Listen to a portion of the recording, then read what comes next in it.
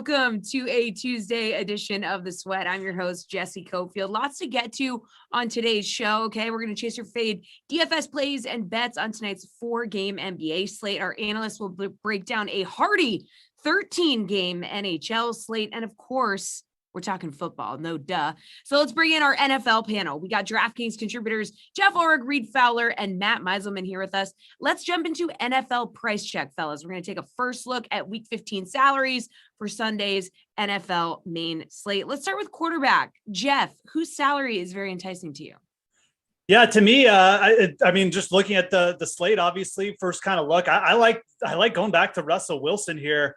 I mean, this is a player who obviously we know just from his career. I mean, very, very productive, very efficient passer, 6,400. He's still very affordable. And I mean, look, we had to give a little bit of a break to Russ after coming back from that hand thing. He obviously wasn't quite 100% right off the bat, but looked pretty efficient in his last couple starts. And I think realistically, that's the way you attack the Los Angeles Rams. I mean, obviously the Rams are pretty big, solid favorites here. People expecting them to get out to a big lead, but the Seahawks aren't really that great a running team. And, if they're behind, it just is going to be Russell Wilson probably passing the ball above his season averages. I think Russell Wilson down the stretch is a player you're going to be able to ride because again, I mean, I think he's trying to set the stage potentially for maybe a little bit of movement in free agency in the offseason. So I think the Seahawks passing game is potentially in a good spot for some extra volume this week. And I think Russell Wilson, 6,400, very affordable. All right, Reed, what do you think? We got Jeff going with a little bit of a value play at quarterback. Yeah, a little bit of a revenge game. This is where he hurt his finger, was against the Rams, and Aaron Donald's, his helmet, I believe it was. And look, he only had 16 attempts that game, 10.8. So maybe he goes back and he wants to beat a division rival in the Rams. Rams are getting healthier, but I'm surprised Jeff didn't go to Jalen Hurts, 6,600. I feel like he's someone that needs to be rostered. It's a smaller slate. We have some games on Saturday. We don't have the Justin Herberts, Patrick Mahomes. We don't have any of these guys. And so I think Hurts is definitely there at 6,600. Washington doesn't have a pass rush, right? And we saw, and I wish Pierce was on this show because I told these two numbskulls that the Dallas Cowboys were going to absolutely throttle Washington. And the last 5 minutes of the game, that made it a lot closer than it was. But Dallas was completely in control of that game.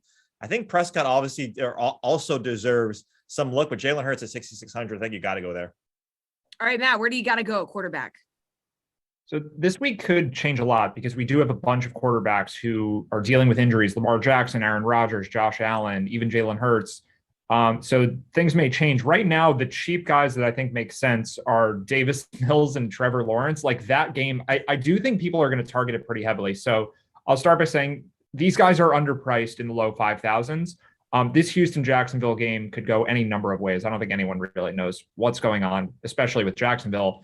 So to just give a pick that is different from this, I think the guy with the most upside that's cheap is Jimmy Garoppolo at 5,800. If Atlanta can keep pace, the Niners have such a good matchup against this bad Falcons defense. So there's a chance the Niners just blow them out. But if this game does stay close, I think Garoppolo has the best chance to hit a huge upside for someone who doesn't cost that much.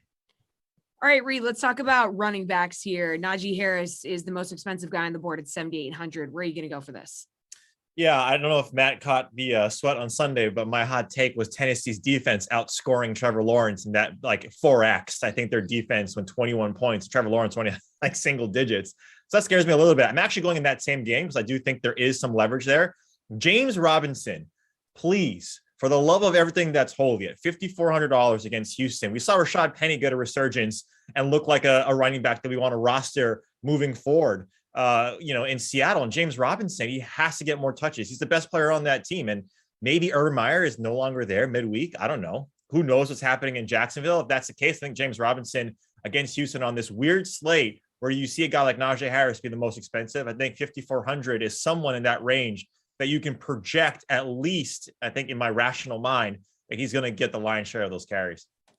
All right, Matt, what do you think? Where are you going to go for running back? Yeah, Reed's stealing my notes over here. That's the pick I like, James Robinson. And yeah, especially if this is the game where people want to attack the passing games, and James Robinson was at 2 bad games in a row, maybe that scares people off.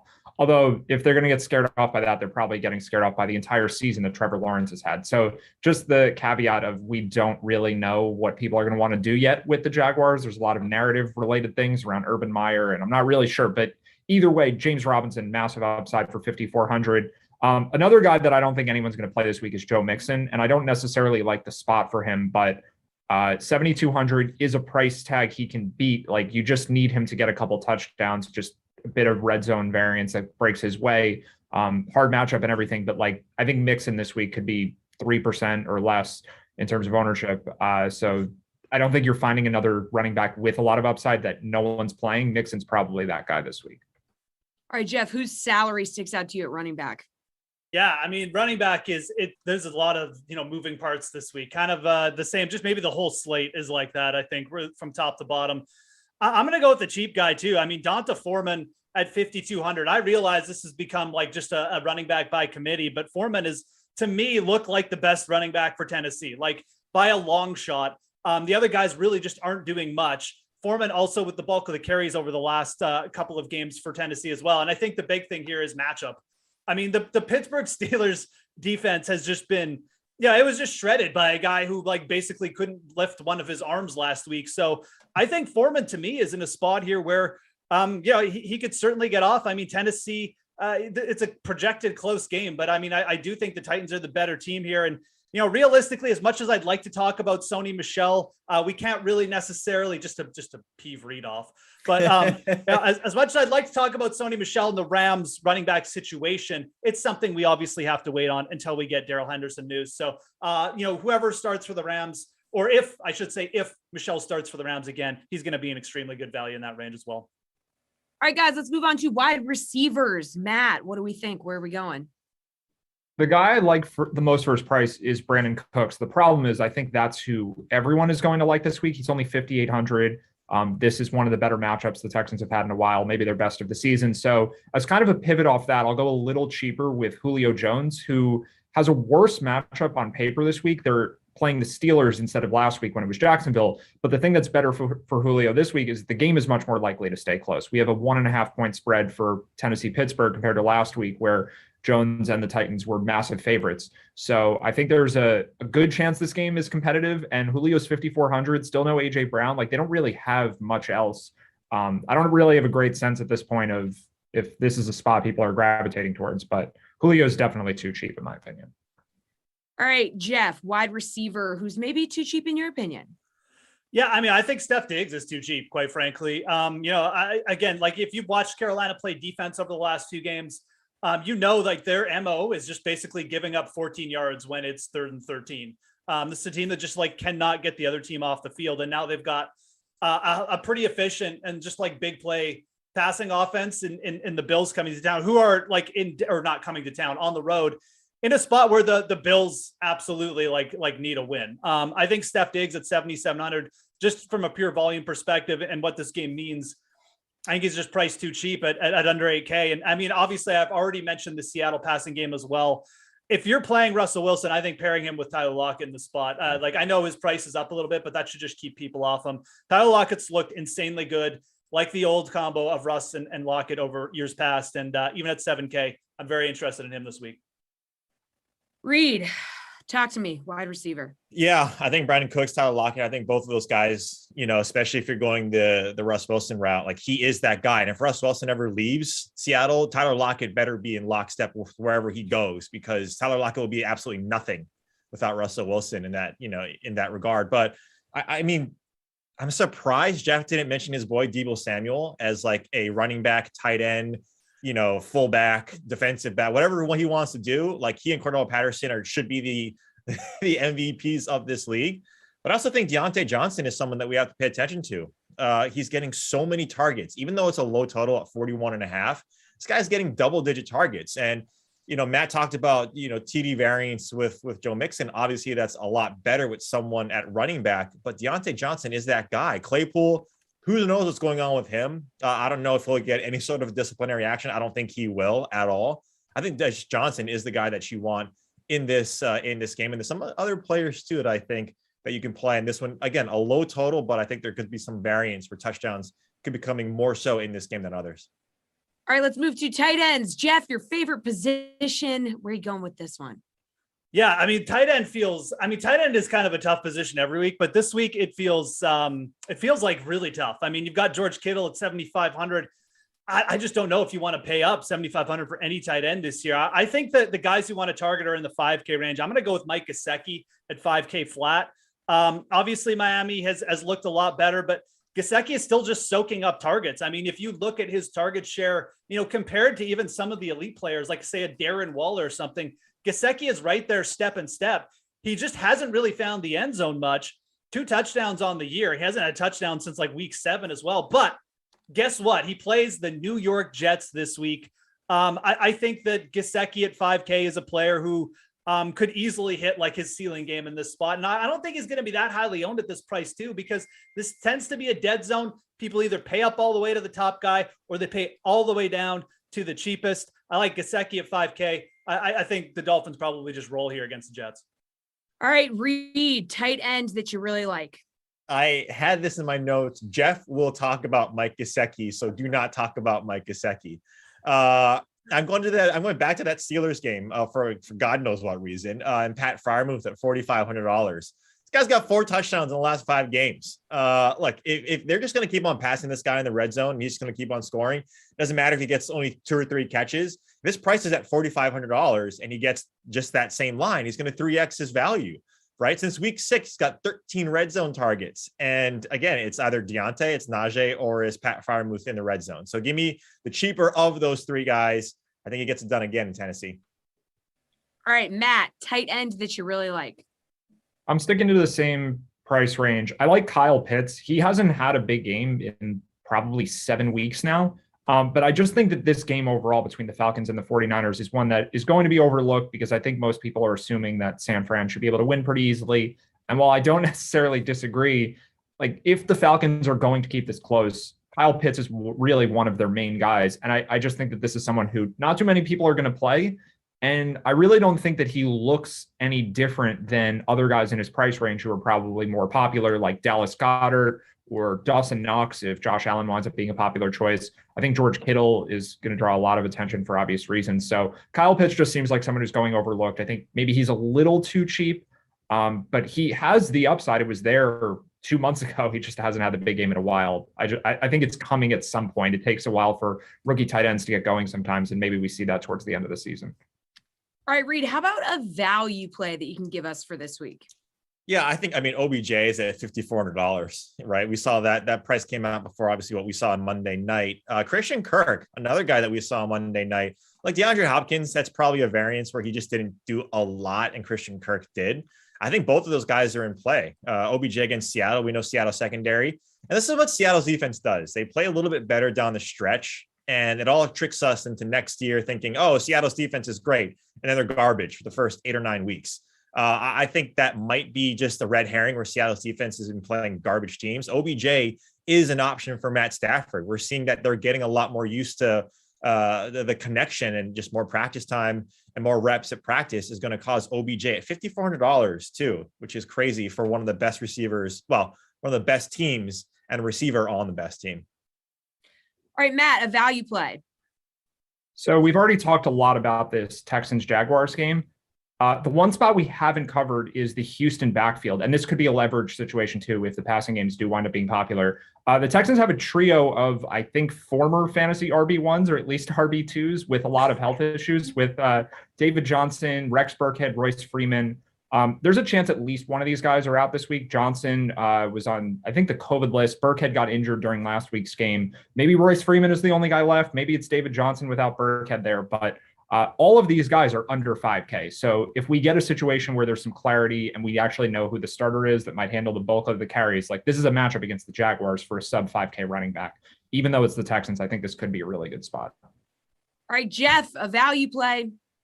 Well, Reed and Matt already mentioned like the 5K range for wide receiver, Odell in there, obviously Julio in there, but I think you could go even cheaper.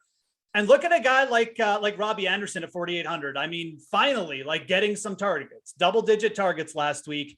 And I know it's Cam Newton throwing him the ball, but the big factor here, DJ Moore banged up, questionable already with a hamstring issue. That's something you're going to have to look at. Anderson could just be in a spot to soak up a ton of targets. And again, they're playing Buffalo. We know Buffalo is going to play at a pretty fast pace. They're going to throw the ball, probably going to get up ahead in this game. Anderson should probably just get there from a volume perspective again. Even if Moore is on the field, I wouldn't be shocked to see him push for 8+ targets. And I think Laviska Shenault, we have talked about this Jacksonville game probably far too much already, but I think one scenario is it just becomes like this sloppy pass fest where, both teams throw the ball 40 times. They probably complete like 55% of the passes, but a couple wide receivers have big days. Shenault hasn't scored a touchdown yet. I hate to play the positive regression note, but I mean, at some point, this dude is going to get in. He's a pretty solid receiver. So Laviska Shenault at 4,300, a player I certainly don't mind chasing this week. All right, fellas. Thank you. Appreciate it. We're going to turn our attention to tonight's NBA slate when the sweat returns.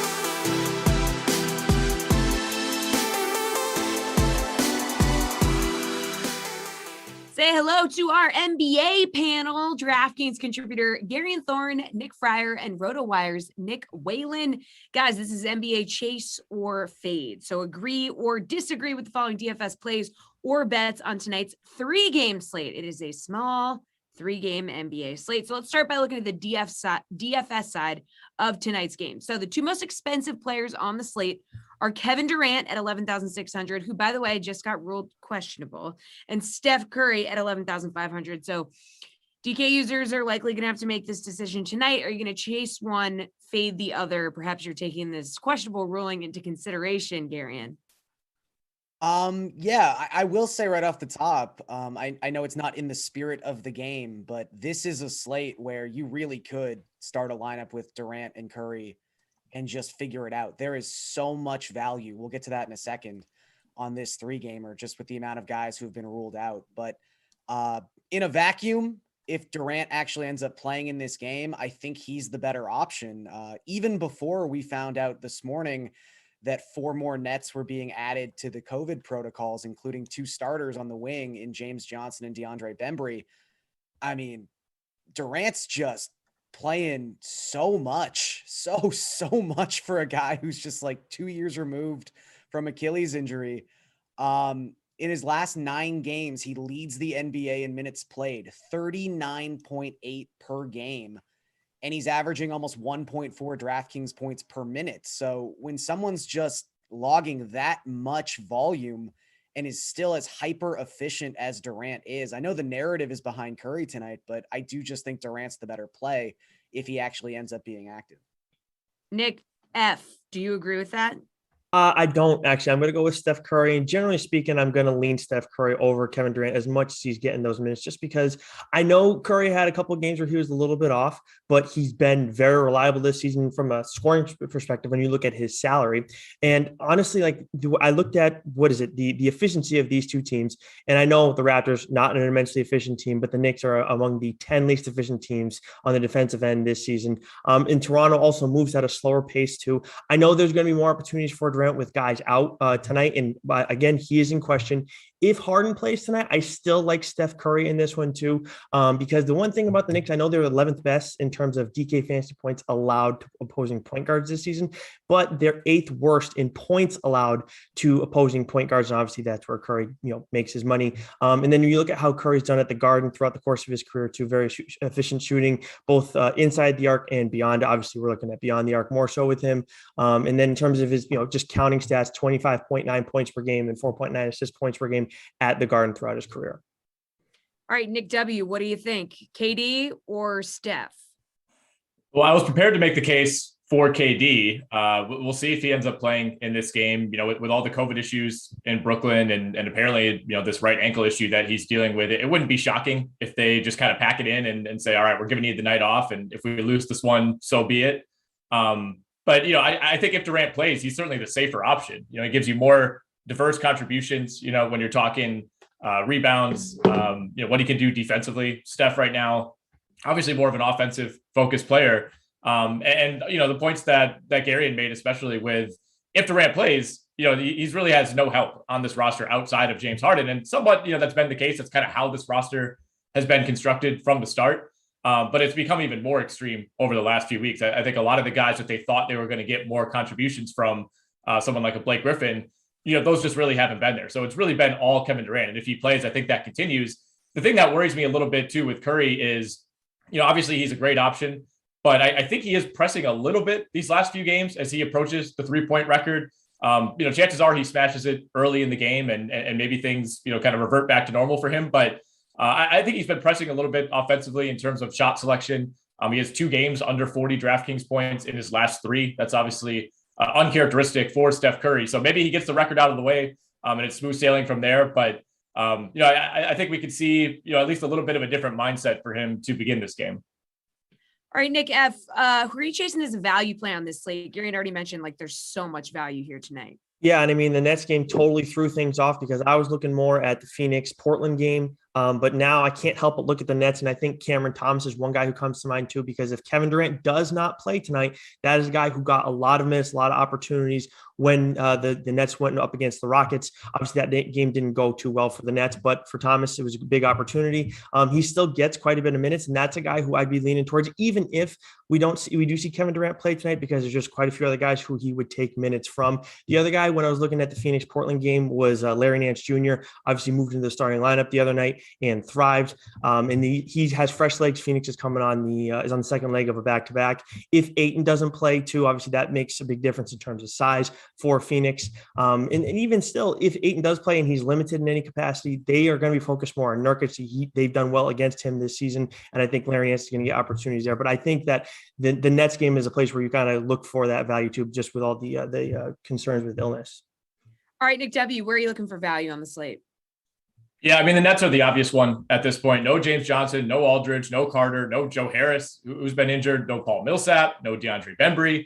Some of those guys themselves, would normally be value plays on a slate like this. So we're digging even deeper now into that roster. I think Cam Thomas is going to be, really highly rostered on this slate at $4,000. He already had 20 plus DraftKings points in 4 of his last 5 games. So he's been on the radar already. And now you're pushing him into kind of an obvious, upping the usage situation tonight, especially if Durant doesn't play, then he becomes extremely popular.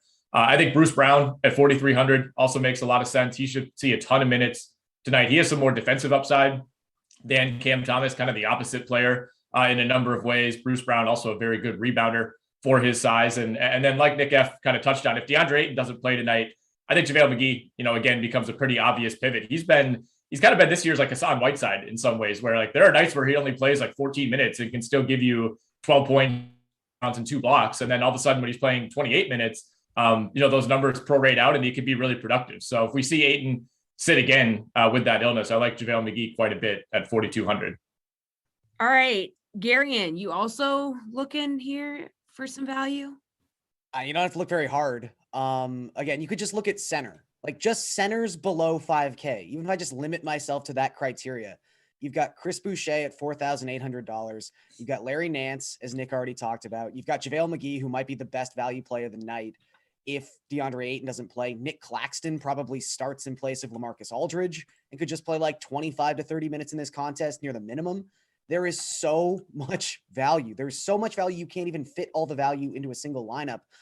I do want to make a point, though, that because all this new value, quote unquote, has opened up in the last, really 10 minutes, but let's say 12 hours, that you might forget about like a Knicks team that is still without RJ Barrett because he is also in health and safety protocols. Derrick Rose, who's only $5,000 tonight, played 36 and a half minutes on Sunday in the Knicks' most recent game. So far this season, the Knicks are outscoring their opponents by 8.5 points per 100 possessions when Rose is on the court. They're getting outscored by almost 10 points per 100 possessions when he's off it. I would assume that Tom Thibodeau has that stat memorized and would want to play Derrick Rose 48 minutes a night if he could. As it stands, he's probably going to play him 35 to 38. He scored 37 DraftKings points in that game on Sunday. I think Rose probably sees a very similar role tonight, and he's easily going to outperform his 5K price tag. All right, both the Knicks and the Blazers come into their games tonight on losing streaks. New York, losers of 3 in a row, are going to host Golden State. Portland, losers of 5 in a row, host the Suns. Chase or fade both of these teams' losing streaks continue, Nick W. Man, I think I have to chase this. The Blazers maybe have a chance to knock off Phoenix with potentially no Ayton and no Devin Booker. Obviously, that levels the playing field to some degree, but at the end of the day, I almost trust this Suns infrastructure more than Portland's, which is kind of crazy to say given like the last decade of Suns basketball, but that's really how far they've come in this last season and a half, where you could take away, they're arguably their first or second best player and maybe their third best player, and you still feel pretty good about them getting a win on a lot of nights. They've just kind of become that well-oiled machine, at least in the regular season. And obviously the Knicks, are in a really tough spot here going up against Steph Curry on this night when it's a home game for the Knicks, but everything is going to be about Curry and this Warriors team coming into Madison Square Garden with a chance to break that record. So it's going to be kind of a weird game. Like, I don't know if they'll stop the game, when he breaks the record and acknowledge that.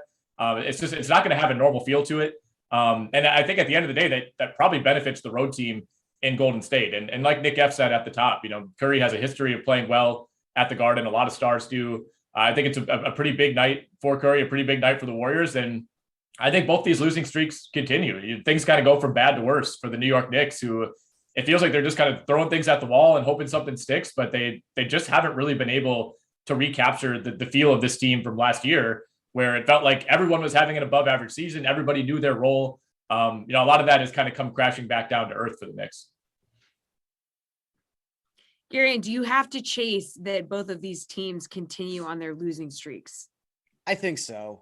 Nick did a really good job covering most of it. So I'll just say that, like him, I agree that if there is a team that has a chance to make this a false statement, it's probably the Trailblazers, which is reflected in the spread. Like, this is not like a hot take or anything, but without Devin Booker in their last 5 games, the Suns actually have a negative net rating. They are 3-2, but they've been outscored by 0.2 points per 100 possessions. So they've not been great without Booker and with Ayton missing, which you would expect. That's a really hard ask of a team to win games with 2 of your 3 best players on the sideline. So I would say Portland's got a shot, but in general, I just think these teams are going to keep winning.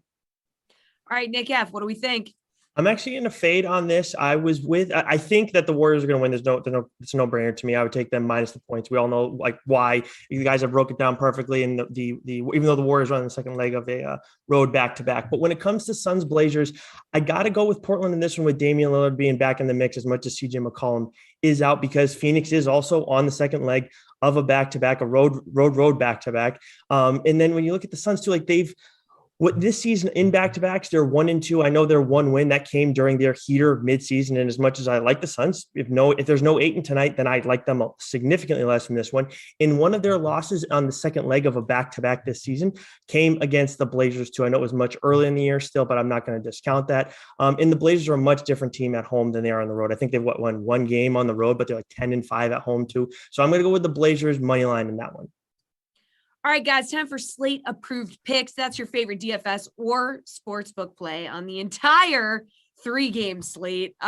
Nick F., where are you going? Let's see. I was looking at the Nets one and thinking, okay, well, they're going to cover in this one. I really like this a lot because, you got Harden and Durant both healthy, but now Durant is questionable too. I think that getting a little bit of like early action on the Raptors game is the way to go, because if Durant is questionable, and we guys were talking before about, are they going to throw in the towel on this one and not play Durant, just go with Harden? I have no confidence that Harden is going to lead them solo past the Raptors. So I think back in the Raptors money line right now, just a little bit early, and then seeing what happens with Durant's status, keep tabs on that throughout the day. But that would be the way to go there. Nick W, Slate approved. Yeah, I like that call. I think, we saw what happens when it's just James Harden up against Houston last week. And I think Toronto is probably even more well-equipped to potentially take advantage of that situation. So that's a good call.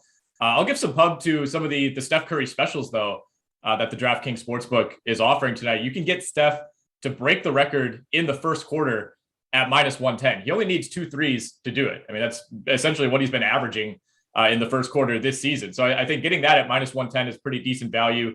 Obviously, I think the Warriors make an effort, to get him going early and try to knock out that record as quickly as they can and get on with the game. So Steph Curry to break the record in the first quarter, -110 is my Slate approved bet of the day. Garion, take us home. Yeah, I'm a little worried that we all kind of agree on this one, but I do like the Raptors with the spread. I might even kind of like them on the money line right now. I'm a little worried if Durant does play, because you could just get like 45 minutes of Durant and Harden. They just have to max out their 2 best players, which is probably the optimal way for the Nets to be playing anyway. But when you look at the Raptors so far in December, they actually have the 4th best net rating in the NBA. They're playing some of their best basketball of the season. They're also 5-1 ATS, their last 6 second game of a doubleheader or a back-to-back. So they've been doing pretty well on these quote unquote tired, weird schedule nights. So yeah, I'll ride with the Raptors.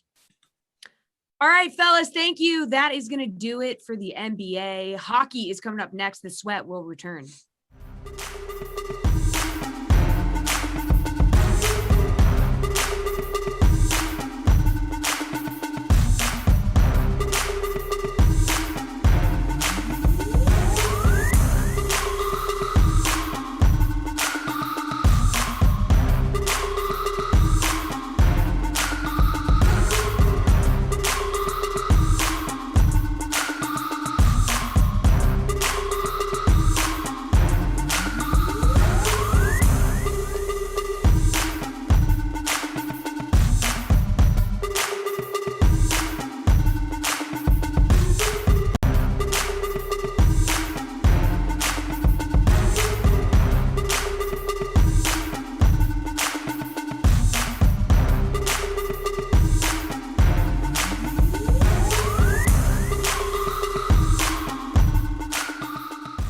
Okay, so from a 3-game slate in the NBA to a 13-game slate in the NHL, that gives us a little more to talk about. I'm Jessie Coffield. Welcome back to The Sweat. Say hello to our NHL panel. RotoWire's Paul Bruno and AJ Scholes, along with Pete Jensen, host of the NHL Fantasy on Ice podcast. Fellas, time for morning skate. You know the drill. Favorite DFS plays on tonight's slate. So which skater are you going to be paying up for tonight, Paul? Well, Brad Marchand, Jesse, looks like a compelling choice for me tonight. He ranks 12th on the price list at DraftKings, but this is a point-a-game guy throughout his career and a top 10 scorer every year. I'm surprised he's only priced $7,600, even though the opponent is the Golden Knights. It's a pretty good offensive club there, but they're 18th in the league in team goals against with a 315 goals allowed per game. Marchand has 11 points and 41 shots on goal in his last 10 games played. This looks like a game where the perfection line should add to those totals in another big night. I also like the matchup for Tavares at $7,700 and Nylander at $7,700 as well. In Edmonton against the Oilers, this game profiles similar to the Avs at Boston, with the Leafs playing a much more defensively structured game than the homestanding Oilers. Throw in the fact that the Oilers are on a 5-game losing streak and have a losing record in their last 13, actually, and they're looking at their offense for answers and searching for offense, as well as the defensive struggles that they've had all season long. The Leafs stars should be very confident in this matchup. As a fan of theirs, I know I am. All right, AJ, who do you want to pay up for? Is Paul done like talking up the Leafs? Did I catch that? All right, yeah, we're good. You did. All right. Well, unfortunately, as much as you guys know I hate doing it, I got to agree with Paul here. I'm going to go all the way up and pay for Austin Matthews tonight. Mikko Koskinen and the Edmonton Oilers are really struggling right now. Matthews, for his part, 4 multi-point games in his last 6 outings, and the Oilers just can't keep pucks out of the net right now. I think it's a good opportunity to really go to the top of the price range. But really, as Paul kind of said, I think anybody on Toronto is probably in play tonight. All right, Pete, you rolling with someone on Toronto here? Well, I definitely agree with what AJ said because I would roster Andre Kasha from the Maple Leafs. He's playing well, 4-game point streak with Austin Matthews, who you mentioned. So definitely a good play there. But I'm going with a guy from the first game that Paul mentioned, Bruins, Vegas Golden Knights. The Golden Knights might have the hottest line in the league right now with Stone, Pacioretty, and Chandler Stevenson. And I was shocked to see Mark Stone's price still $5,400 in DraftKings for this evening. He's on an 8-game point streak with 13 points in the span. His line mate Pacioretty is tied for the NHL lead in scoring this month with 12 points in 6 games. And you just look at big picture for Vegas, they haven't even gotten Jack Eichel back. And this offense is really ramping up lately. At least 3 goals in 7 of their past 8, including 5+ goals in 5 different games during that same 8-game span. So this offense is definitely worth tapping into. And there's no better price on the entire slate, in my opinion, than Mark Stone at $5,400. All right, we got to talk value now. So AJ, we know who you're paying up for, but where can we find some value on this slate? I mean, you have to look at Zach Cassian tonight for Edmonton. You know, I know Paul mentioned that the Oilers offense has struggled a little bit, but you're talking about a guy that's coming in at $2,500 and he's going to be on the first line with McDavid and Draisaitl. Like that, you fall into an assist at that point. Literally just toss the puck to one of them, let the two of them figure out the rest of the way, and you've got your points there. So at $2,500 to get a first liner playing with those guys, you have to take it tonight. All right, Pete, where can you find value on the slate?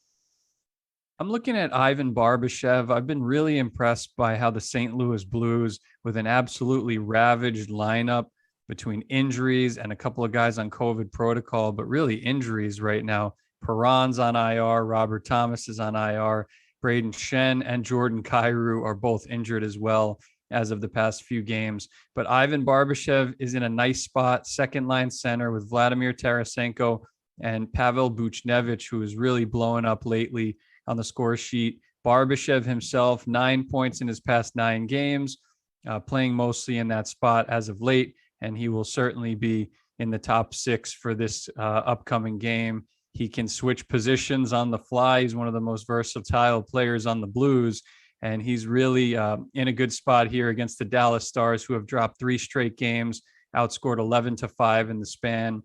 I know Jake Ottinger is getting the call. It seems like for Dallas, he's a good goalie, but I just like that next man up mentality for the St. Louis Blues. And I like, whether or not they win the game, I like Barbashev to return value. He's having a career year. All right, Paul, where are you looking for value? Well, I like AJ's play. He's using my sidekick theory to find Zach Cassian. How about Andre Burkowski looking like an outstanding value play for only $4,000 against the visiting Rangers, largely because he'll take Landeskog's place on the top line in hockey, for my opinion, with the Avalanche. He has 6 goals and 1 helper in his last 10 games, along with 26 shots on goal. He'll pad those totals tonight. And the Canucks are responding to their new coach big time, and Connor Garland is one of those guys who brings energy every night, so he's got to be very happy with the situation that he's in, playing the top 6 minutes. He's got 7 points in his last 10 games played, and now working alongside the Canucks' most skilled forward in Elias Pettersson, who looks like he's ready to take off. This should be a great matchup against the Blue Jacks for only $4,100 on his price tag. All right, which team are you just straight up confident is going to win their game tonight, Pete? I'm going to echo the sentiments that Paul just said about the Vancouver Canucks. This team's 4-0-0 since Bruce Boudreau took over. They have a nice matchup at home against the Blue Jackets. Blue Jackets are one of the best home teams in the league, but on the road, they've been a little suspect, especially if Elvis Merzlikins gets the call. He's given up a couple of big goal performances for his opposition on the road this season. So, yeah, I'm definitely riding the hot hand with Vancouver. The homestand continues. I think the success will continue. I like how their penalty kill has improved. It was 65% worst in the league. Now it's 80% in the 4 games since Boudreau took over. And they have 3 strong lines with Miller on one at center and Pettersson on the other and Bo Horvat on the third line. So it's it's just a ridiculous lineup. And I think we're starting to see things correct themselves. So I definitely like the Canucks to take care of business here and continue their climb in the standings. They got a lot of ground to make up, but this is the time to do it here with Bruce at the helm. All right, Paul, which team do you have a lot of confidence in? I feel good about a couple of teams outside of Maple Leafs tonight. I like the Bruins at home this evening as they're at the top of their signature defensive game against the Knights, who have been struggling on the defensive side of the puck of late. That's a situation where the Bruins feast, and at home they won't blow it. And I think they should be a much bigger favorite than the minus 130 on the current money line. It also looks like the Islanders are back at full strength finally and are starting to find their groove lately a little bit. And that should be more than enough for them to get past the Detroit club that's heading in the other direction with 3 lopsided losses. They have allowed a total of 18 goals against in that stretch. The Islanders look like a sound bet at minus 115 on the road here. All right, AJ, where are you going? Well, hey, guys, I appreciate you leaving the Penguins for me because, of course, that's the team I'm going to be most confident in tonight. I mean, to be fair, I'm most confident in them most nights. But with Jari between the pipes, he's given up 2 or fewer goals in 8 of his last 9 appearances. That includes a trio of shutouts there over that stretch. You combine that with the fact that the Habs are just bad, having dropped 8 of their last 9. Now, of course, that one win did come against the Penguins, so a little bit concerned there. But I have no doubts about the guys in black and gold tonight, even without Jake Guentzel, Brian Rust, or Evgeny Malkin. All right, finally, which game do you like to be high scoring, Paul? You know, 2 high octane offenses match up tonight with the Hurricanes visiting Minnesota. They both have solid defenses too, but I trust the skill players this evening on both clubs to do enough damage to go over the 5.5 game total here. And you might think that the high-end skill guys on both teams will be primed to outgun one another in Edmonton with the Leafs in town. This game features the 2 best power plays in the league too. All that said, I think I trust the Leafs structure on defense and mention that the Oilers are really struggling offensively of late. So I'll take the under of 6.5 tonight. All right, AJ, which game do you like to be high scoring?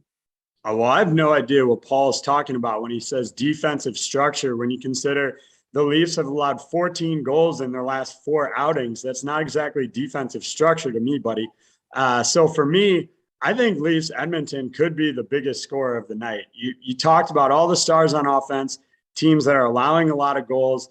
Like, this easily could be the highest scoring game on the night. All right, Pete, take us home. Yeah, I'm going with the Avalanche and the New York Rangers here. I mean, they played each other last week. They combined for 10 goals in the 7-3 win for the Avalanche. The Avalanche can hit the over on any given night, especially the way they're playing by themselves. So, and I like what the Rangers have, of course, with their star-studded offense with Panarin, Zibanejad, and Adam Fox. Don't be surprised to see them score a bunch of goals even in defeat. The Avalanche head and shoulders above the rest of the league in goals per game with 4.32. Nobody else has higher than, I think, 3.7. That's the Florida Panthers. So really creating some separation here. And then the Rangers power plays even better than the Avs. Rangers are 7th, Avs are 8th. And the way that Colorado's secondary scoring is performing, like, one of the guys mentioned that Landeskog is out for 2 weeks. And Kadri's been out the past few games. It hasn't even mattered. Guys like Newhook and Eric Johnson and Val Nichushkin, Logan O'Connor, JT Compher came back the other day and scored a goal. I could keep talking about the Avs offense all day because that's how deep they are. So I'm very confident that this would be one of the highest scoring games of the night. All right. Thank you, Hockey Squad. One more block to go here on The Sweat. We are back to football next.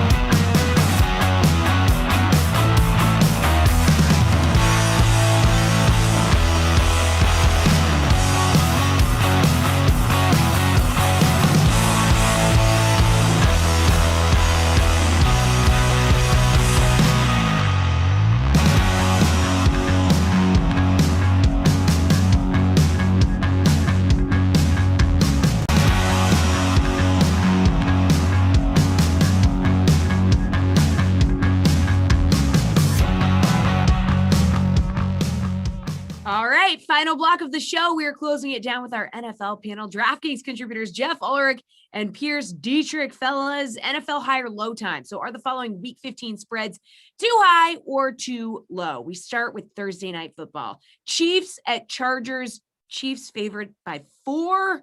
Jeff, too high or too low?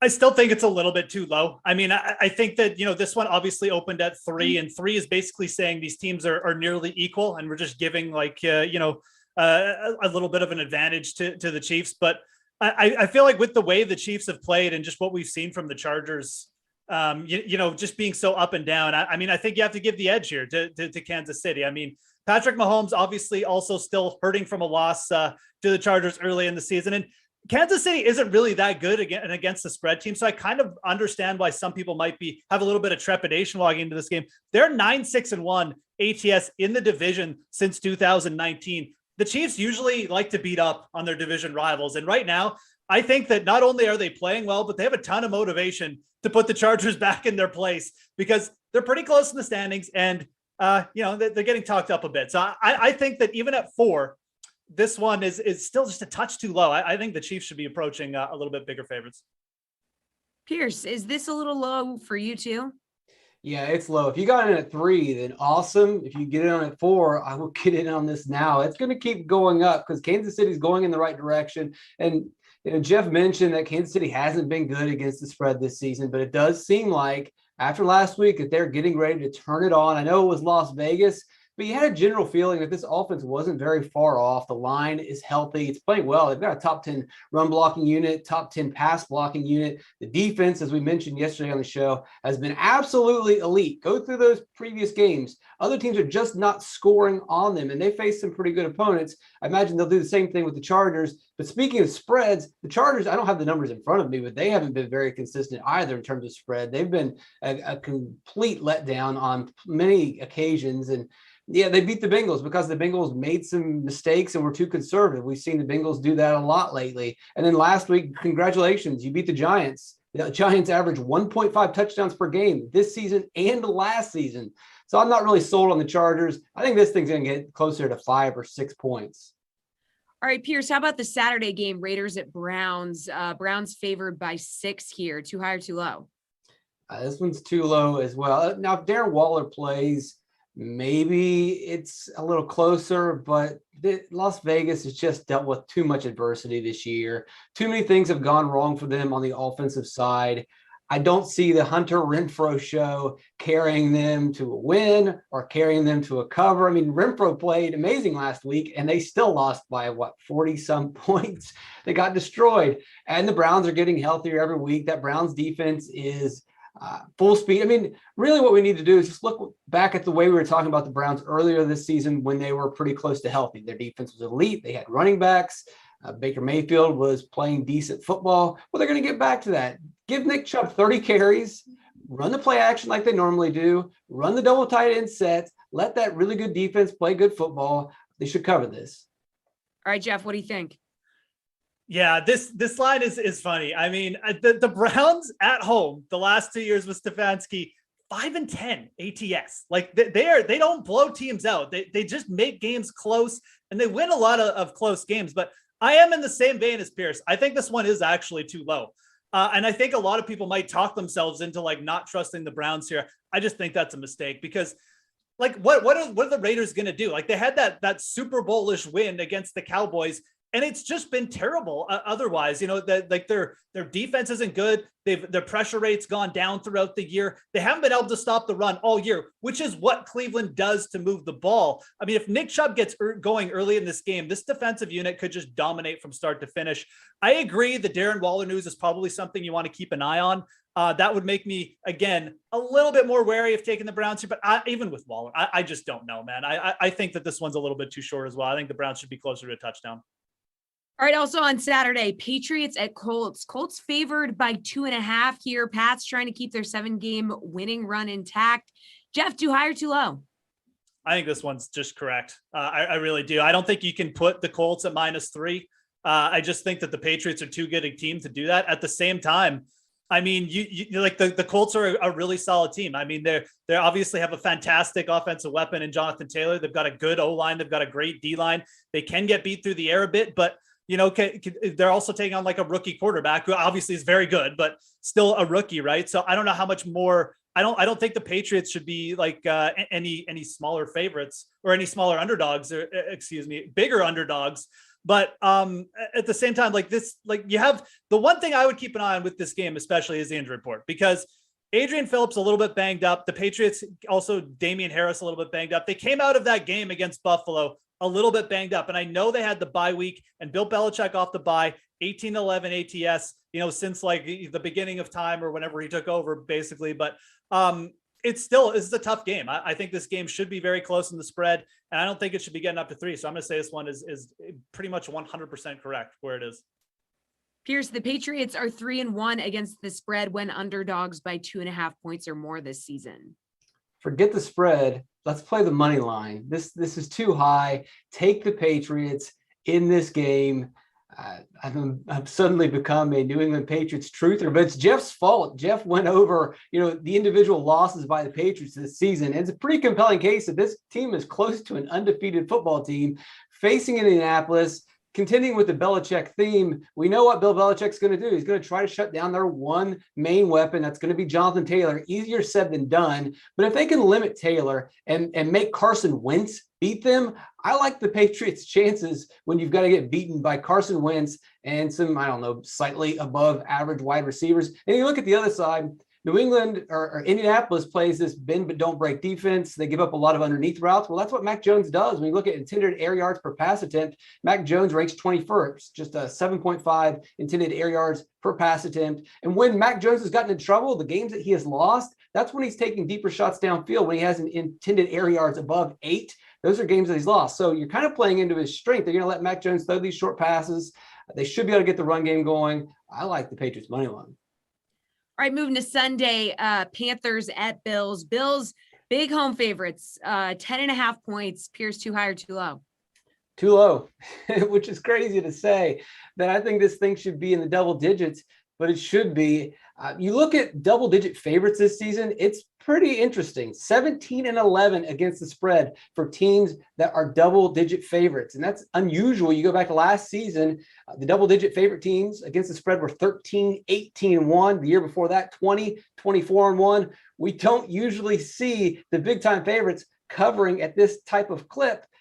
But it's 2021. We've seen weird things. And we're at a point in the season where things have settled. We know who is good. We know who is bad. We're not seeing a lot of these surprising games. Buffalo should be able to take care of business against a Carolina team that doesn't have a quarterback. They haven't had an offensive line in a couple of seasons. They don't have a running back. Their defense is playing well, but that offense, just like last week, puts their defense in terrible spots time and time again. You can't do that against Buffalo. Buffalo is going to win by double digits. Jeff, is it too low for you? Yeah, so I think yesterday I was bemusing the fact that maybe the Panthers just like they shouldn't be this big underdogs, but I've come to my senses here. Pierce is right. This is too low. The Buffalo Bills, I'm pretty sure, are going to win this game and win this game big. If you've watched the Panthers play over the last few weeks, their defense cannot get anyone off the field, and their offense, it just flat out like. It stinks. I mean, it is bottom in all of like the DVOA categories. They're rotating quarterbacks like every series. Oh yeah, that works out great. We've seen that work plenty of times in the NFL. So, I mean, DJ Moore also banged up. I don't even know how Carolina is going to score points here once they get down 14, which they're probably going to do because like I said, their defense couldn't stop the Falcons last week. Atlanta is a bad team. So yeah, I think this is actually the reason this line is so low. It's just an overreaction to people not trusting the Bills, which is great because you should be trusting the Bills against teams like this. They're still a very good team. I think this one's way too low. All right, good stuff, guys. That is a show. Stay tuned for the Madden Sims. They are starting at noon with the Eagles and Broncos. Then check out the Slate at 5 p.m. For an NBA Slate preview. We're going to have Brendan Glass, Sheen Shrug here, and Matt Meiselman bringing that to you. And the Sweat will be back tomorrow morning at 11 a.m. See you later.